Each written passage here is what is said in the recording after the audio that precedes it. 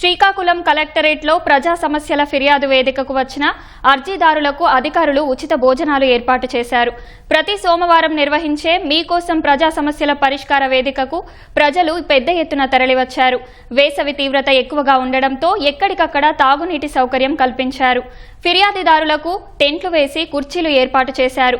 మధ్యాహ్నం ప్రత్యేకంగా ఉచితంగా భోజన సౌకర్యం కల్పించారు. దీనిపై అర్జీదారులు ఆనందం వ్యక్తం చేస్తున్నారు. గత పాలకులతో పోల్చితే కూటమి ప్రభుత్వ పాలన అన్ని విధాలా బాగుందని ప్రశంసిస్తున్నారు.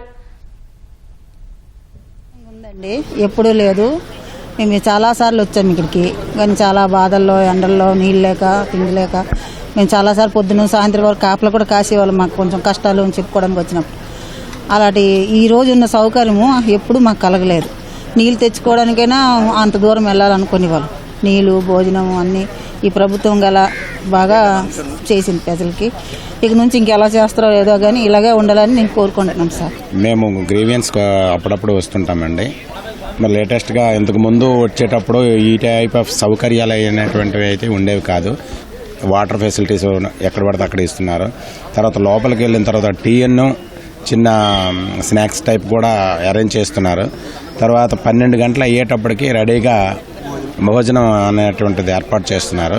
వాళ్ళ ఫిర్యాదుల పరిష్కారమే కాకుండా మానసికమైనటువంటి ఆహ్లాదకరమైనటువంటి స్థితిని ఏర్పాటు చేసిన ప్రభుత్వానికి, మరి డిపార్ట్మెంట్స్ వాళ్ళకి అందరికి కూడా, మా శ్రీకాకుళం జిల్లా యాజమాన్యం వాళ్ళకి కూడా అందరికి కూడా కృతజ్ఞత తెలుపుకుంటున్నామండి. ఇప్పుడు మేము వచ్చేది 4వసారి రావడం సార్.